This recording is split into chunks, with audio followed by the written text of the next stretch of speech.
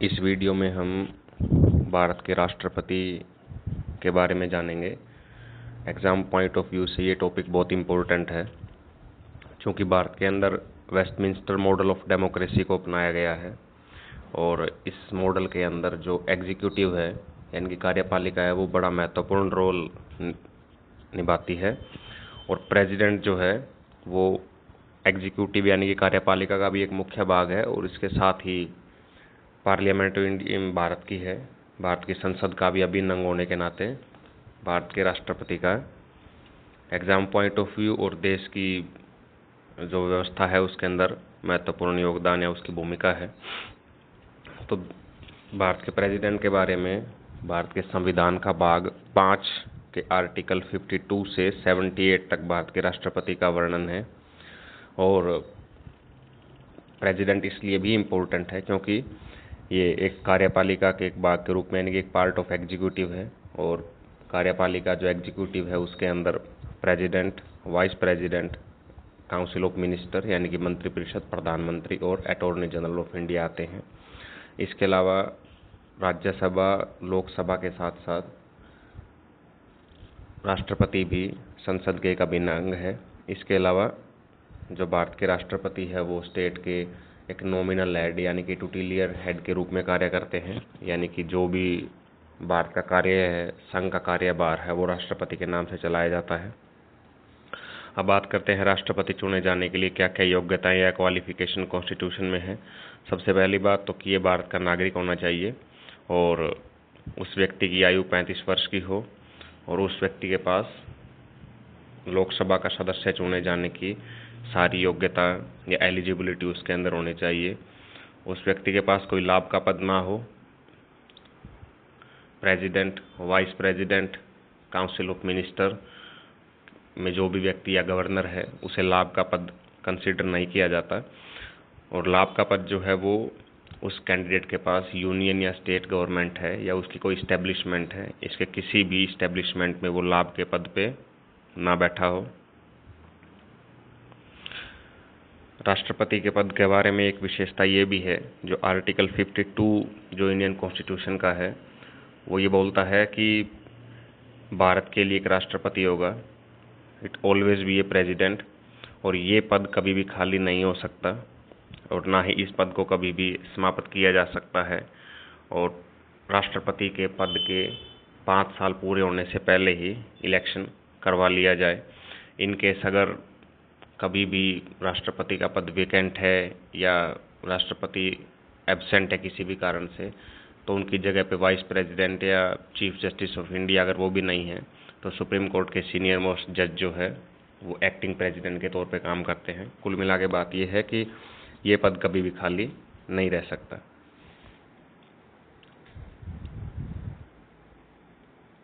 अब बात की जाए कंडीशंस कॉन्स्टिट्यूशन में क्या है प्रेसिडेंट इलेक्ट होने के लिए।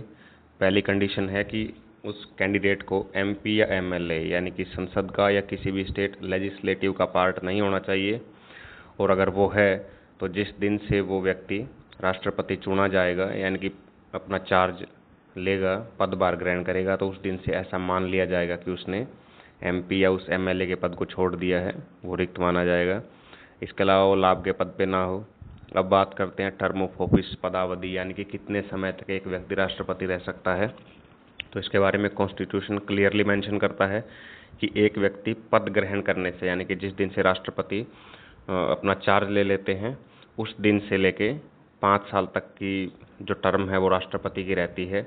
इसके अलावा जैसा कि पहले आर्टिकल 52 मेंशन करता है कि ये पद कभी भी खाली नहीं रह सकता, तो कॉन्स्टिट्यूशन बोलता है कि इन 5 साल से पहले 5 वर्ष कार्यकाल पूरा होने से पहले नया इलेक्शन हो जाना चाहिए और अगर इलेक्शन नहीं होता है तो राष्ट्रपति 5 वर्ष के बाद भी तब तक अपने पद पर बने रहेंगे जब तक जो उनका उत्तराधिकारी है अगला राष्ट्रपति पद ग्रहण नहीं कर लेता। यानी कि कुल मिलाकर बात यह है कि ये पद कभी भी खाली नहीं रह सकता। और इसके अलावा अगर वो 5 वर्ष से पहले भी त्याग पत्र दे सकते हैं और वो रेजिग्नेशन लेटर होगा वो उपराष्ट्रपति को संबोधित होगा। इसके अलावा उन्हें अपने पद से हटाया जा सकता है आर्टिकल 56 के अंदर जो है वो इम्पीचमेंट महाभियोग की प्रक्रिया का वर्णन दिया गया है और किस ग्राउंड पे हटा सकते हैं वो है संविधान का अतिक्रमण या फिर वॉयलेशन ऑफ इंडियन कॉन्स्टिट्यूशन, जो आर्टिकल 61 के अंदर बताया गया है। लेकिन संविधान के उल्लंघन के अंदर क्या क्या चीज़ें आएंगी इसको क्लियरली मेंशन नहीं किया गया है, बट आर्टिकल 61 सिर्फ ये बात बोलता है कि on ground of violation of constitution राष्ट्रपति को इम्पीच किया जा सकता है और इम्पीच करने की प्रोसेस आर्टिकल 56 में दी गई है।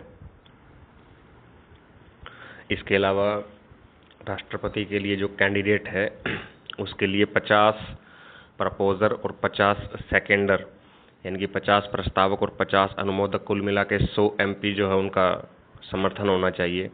इसके साथ वाइस प्रेसिडेंट की तरह इन्हें भी आरबीआई के अकाउंट में 15,000 रुपये एक जमानत राशि के रूप में रखना पड़ता है। अगर कोई भी कैंडिडेट जो 1/6 छठा भाग जो है कुल वैध मतों का प्राप्त नहीं कर सकता वैलिड वोट का, तो उसकी जमानत राशि जब्त हो जाती है। कॉन्स्टिट्यूशन में ये प्रोविज़न 1997 में जोड़ा गया। इसके अलावा राष्ट्रपति जो है वो ओथ शपथ लेते हैं अपने पद की। इस शपथ के अंदर वो अपने कर्तव्यों का श्रद्धापूर्वक पालन, संविधान और जो विधि यानी कि कॉन्स्टिट्यूशन और जो लॉ है उसके संरक्षण की, प्रोटेक्शन की शपथ लेते हैं।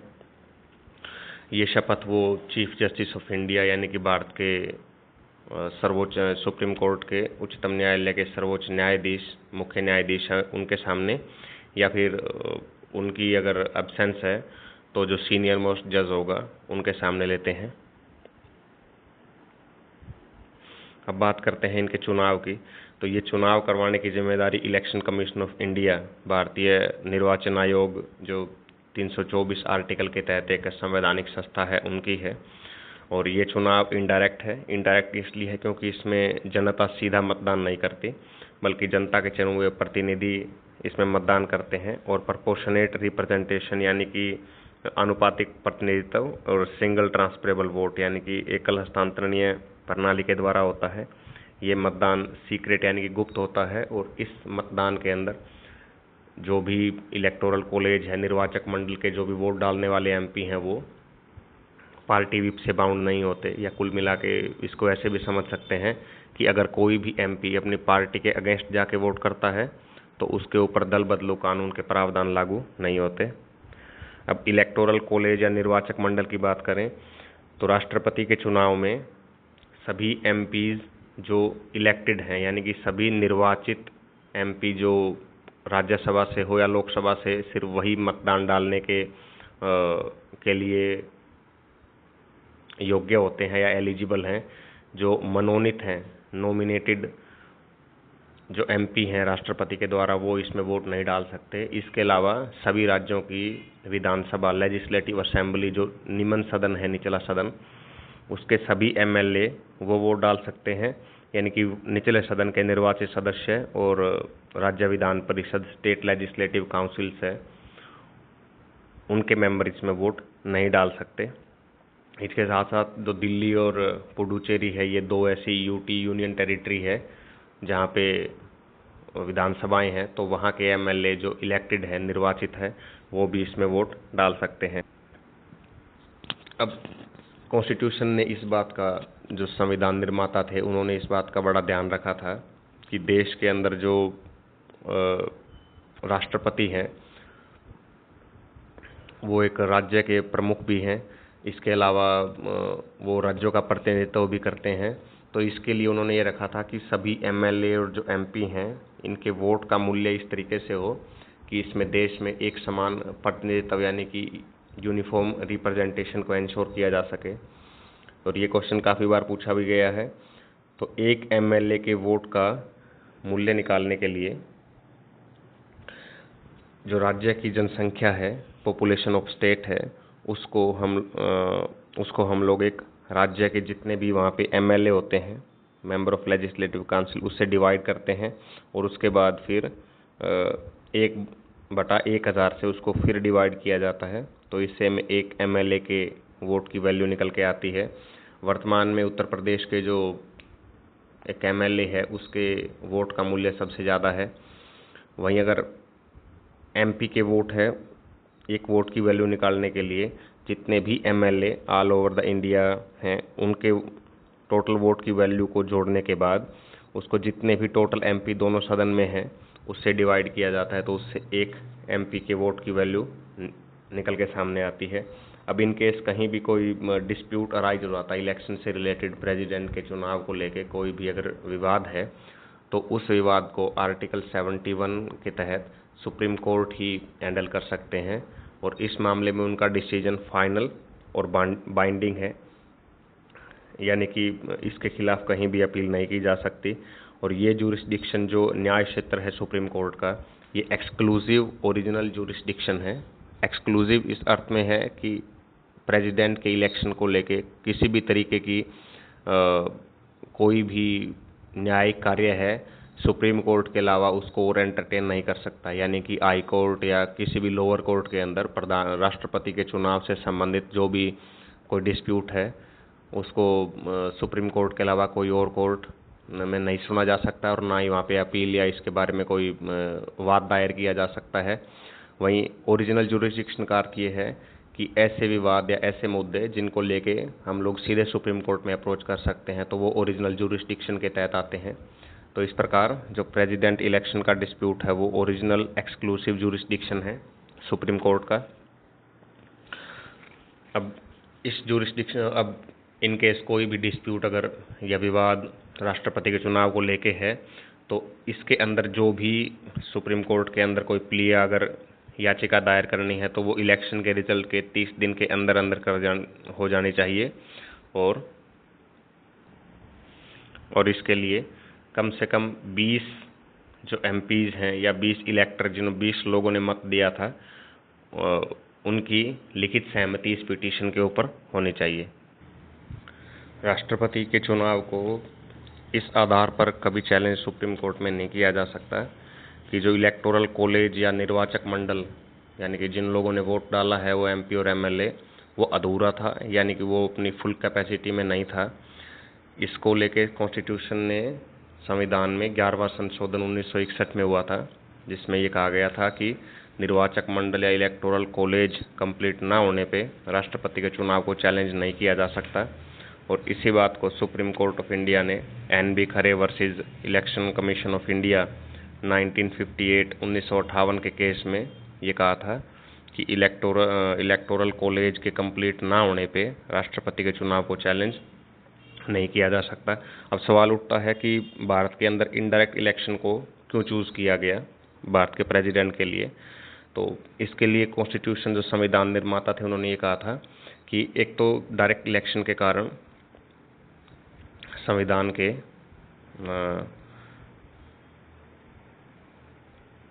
टाइम और जो पैसा है उसकी बहुत बर्बादी रहेगी, और दूसरी चीज़ उसके अलावा जो प्रेसिडेंट ऑफ इंडिया है वो एक नॉमिनल हेड है सरकार का और प्रधानमंत्री जो है वो रियल हेड है। तो ऐसी स्थिति में अगर दो इलेक्टेड कैंडिडेट के बीच में क्लैश हो सकता है और जो एग्जीक्यूटिव के कार्य को और उसको भारत के संघ को विपरीत रूप से प्रभावित कर सकता है। अब बात करते हैं वैकेंसी ऑफ ऑफिस, यानी कि प्रधानमंत्री राष्ट्रपति का जो कार्य का पद है वो खाली कब होगा। वैसे तो कॉन्स्टिट्यूशन ये बोलता है 52 कि ये कभी खाली नहीं होना चाहिए, लेकिन फिर भी कुछ सर्टेन कंडीशंस हैं, सरकमस्टांसिस है, जैसे कि या राष्ट्रपति के निर्वाचन को 5 साल पूरे हो गए हों तब, लेकिन इसके अलावा अगर उनको इम्पीचमेंट के द्वारा रिमूव कर दिया जाता है तब।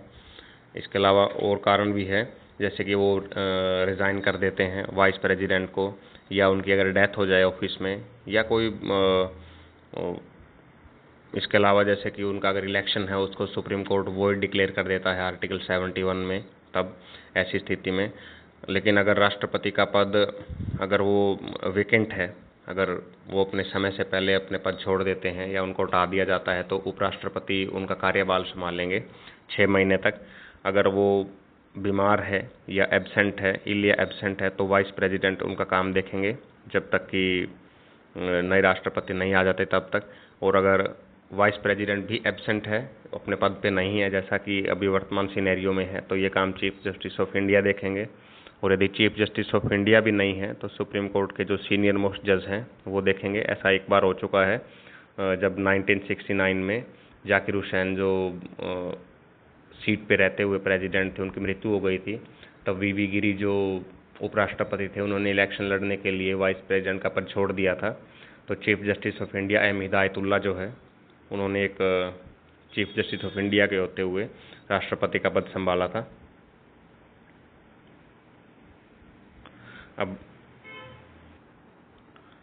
अब इसके साथ ही हम लोग बात कर लेते हैं राष्ट्रपति के वेतन और भत्ते की, यानी कि कितनी उनको सैलरी मिलती है। तो राष्ट्रपति को जो है 2018 के अमेंडमेंट के बाद से 5 लाख रुपए पर मंथ उनको वेतन मिलता है। इसके अलावा उन्हें मेडिकल फैसिलिटीज़, ट्रैवल अलाउंस और फ़ोन की सुविधा और ये सब जो उनको बेनिफिट्स है, ये टैक्स फ्री होते हैं। और राष्ट्रपति को दी जाने वाली salary consolidated fund of India, यानी कि भारत की जो संचित निधि है, आर्टिकल 266 के ऊपर पारित होती है। और इस निधि के ऊपर संसद के अंदर मतदान नहीं किया जा सकता, और ना ही उनके जो भी मिलने वाले लाभ हैं उनको उनके अपॉइंटमेंट के बाद उसमें किसी भी तरीके से अनफेवरेबल वे में, यानी कि कम या उसको घटाया नहीं जा सकता। ऐसा इसलिए है ताकि उनकी जो कार्य की स्वतंत्रता है, उनको जो इंडिपेंडेंस है, उनको कम ना किया जा सके या उनके ऊपर नकारात्मक प्रभाव ना डाला जा सके। इसके अलावा संविधान में ये भी लिखा गया है कि आर्टिकल 57 इस बात को क्लियरली मेंशन करता है कि भारत के राष्ट्रपति पर ऐसा कोई बाध्यता नहीं है कि वो कितनी बार राष्ट्रपति बने, यानी कि वो कितनी भी उम्र तक, अगर 35 वर्ष से अधिक है, और कितनी भी बार इलेक्शन लड़ सकते हैं और राष्ट्रपति बन सकते हैं। अब आर्टिकल 61 जो इम्पीचमेंट प्रोसेस है, महाभियोग, ये अमेरिका से लिया गया है और एग्ज़ाम पॉइंट ऑफ व्यू से बहुत इम्पोर्टेंट है। तो हम इस प्रोसेस को समझते हैं। जो महाभियोग है, ये एक क्वासी जुडिशियल एक्सरसाइज है, यानी कि अर्ध न्यायिक प्रक्रिया है। अर्ध न्यायिक इन द सेंस कि ये इसमें कुछ जुडिशियल नेचर की ये है। इस प्रक्रिया को शुरू करने से पहले राष्ट्रपति को 14 दिन का नोटिस देना अनिवार्य है, और सिर्फ संविधान के उल्लंघन, यानी कि वायलेशन ऑफ कॉन्स्टिट्यूशन के आधार पर ही राष्ट्रपति पर महाभियोग चलाया जा सकता है। ये चलाने से पहले राष्ट्रपति को 14 दिन का नोटिस सर्व करना जरूरी है, और इस मामले में वो अपना पक्ष रखने का भी अधिकार रखते हैं। इस प्रोसेस को संसद के किसी भी सदन से, यानी कि राज्यसभा या लोकसभा, कहीं से भी शुरू किया जा सकता है। इसके लिए जिस सदन से ये प्रक्रिया शुरू हो रही है प्रोसेस, उसके 1/4 यानी कि 25% सदस्यों का हस्ताक्षर वाली एक पिटीशन जो ये नोटिस है, वो सदन में पेश किया जाता है। उसके बाद अगर जो सदन है उसको 2/3 बहुमत से, यानी कि 2/3 मेजोरिटी जो स्पेशल मेजोरिटी है, उसके बाद अगर वो इसको पेश कर देता है, तो फिर ये जो प्रस्ताव है वो दूसरे हाउस में जाता है। वहाँ पर जो भी चार्ज राष्ट्रपति के ऊपर लगे हैं उनकी जांच की जाती है, उन पे इंक्वायरी होती है उनकी। इसमें प्रेसिडेंट जो है खुद प्रेजेंट हो सकते हैं, अपने रिप्रेजेंटेटिव के थ्रू अपनी बात रख सकते हैं, और अगर दूसरा हाउस भी इन चीज़ों को सही पाता है तो उसके बाद और उसे इफेक्टिव मेजोरिटी, स्पेशल मेजोरिटी, यानी कि 2/3 ऑफ मेजोरिटी से इसको पारित कर देता है। तो इम्पीचमेंट जिस समय से उस दूसरे सदन ने इसको पास किया है, ऐसा मान लिया जाता है कि उसी समय से राष्ट्रपति पर महाभियोग लागू हो गया है। भारत के अंदर कभी भी ऐसा इतिहास में आज तक नहीं हुआ है। अब जो इम्पीचमेंट प्रोसेस है, ये 2 बातों में अलग है कि राष्ट्रपति के चुनाव से किस प्रकार अलग है। राष्ट्रपति के चुनाव में जहाँ राज्य की विधानसभा है, लेजिस्लेटिव असेंबलीज है, उसके इलेक्टेड मेंबर वोट करते हैं, एमएलए जो है, लेकिन इम्पीचमेंट प्रोसेस में ये लोग वोट, जो एमएलए है वो वोट नहीं करते। दूसरा, जो राष्ट्रपति के चुनाव में जो नॉमिनेटेड एमपी हैं, जो नामांकित सांसद हैं, जहाँ वो वोट नहीं डाल सकते, लेकिन इम्पीचमेंट या महाभियोग प्रक्रिया में वो इसमें भाग ले सकते हैं। अब बात करते हैं राष्ट्रपति को मिलने वाले इम्यूनिटी और प्रिविलेज, यानी कि कुछ उन्मुक्तियां और विशेषाधिकार प्राप्त हैं। ऐसा इसलिए किया गया है ताकि राष्ट्रपति अपने पद पर रहते हुए बिना भय के, बिना डर के या बिना किसी लाग लपेट के वो अपने जो संवैधानिक दायित्व है उनको पूरा कर सके, कॉन्स्टिट्यूशन ऑब्लिगेशंस को फुलफिल करने के लिए। ये आर्टिकल 361 यानी कि 361 के अंदर इनको डिफाइन किया गया है। मेजरली जो राष्ट्रपति हैं उनको अपने टेन्योर में यानी कि अपने कार्यकाल में किए हुए ऑफिशियल कार्य यानी कि जो भी आधिकारिक कार्य है, संवैधानिक दायित्व की पूर्ति है, उसके लिए वो ना किसी कोर्ट में और कहीं ना संसद में कहीं भी जवाबदेह नहीं है, ना अपने कार्यकाल के समय और ना कार्यकाल के बाद। इसके अलावा राष्ट्रपति को कभी भी उनकी पद पर रहते हुए या उनके पद से हटने के बाद कभी भी गिरफ्तार नहीं किया जा सकता, यानी कि कोई भी क्रिमिनल प्रोसीडिंग इनिशिएट नहीं की जा सकती। अपने पद पर रहते हुए अपने ऑफिशियल ड्यूटी के अलावा, आधिकारिक कर्तव्यों के अलावा कोई भी सिविल कार्यवाही यानी कि जो आपराधिक से अलग है, जैसे कि दीवानी मामले है, पैसे का लेन देन है या अन्य जो मामले हैं, उसमें उनको 2 महीने का नोटिस देके उनके खिलाफ सिविल प्रोसीडिंग स्टार्ट की जा सकती है। तो ये कुछ उन्मुक्तियां या जो इम्यूनिटीज़ और प्रिविलेजेस है वो राष्ट्रपति को दिए गए हैं। इसके अलावा इनके प्रिविलेज के अंदर ये भी है कि इनको अपॉइंट करने के बाद जो भी टर्म ऑफ कंडीशंस है इसमें किसी भी तरीके का फेरबदल नहीं किया जा सकता। तो ये भारत के राष्ट्रपति के बारे में कुछ महत्वपूर्ण बातें थी जो एग्ज़ाम पॉइंट ऑफ व्यू से काफ़ी इंपॉर्टेंट है। अभी इसी को जारी रखते हुए हम लोग दूसरे पार्ट में राष्ट्रपति के जो पावर एंड फंक्शंस हैं उसके बारे में पढ़ेंगे, क्योंकि वो एक बड़ा ब्रॉड टॉपिक है, तो उसको एक अलग वीडियो में डिस्कस करना ठीक रहेगा। तो दूसरे वीडियो में हम लोग प्रेसिडेंट हैं, उसके फंक्शन और उनकी पावर के बारे में जानेंगे। Thank you.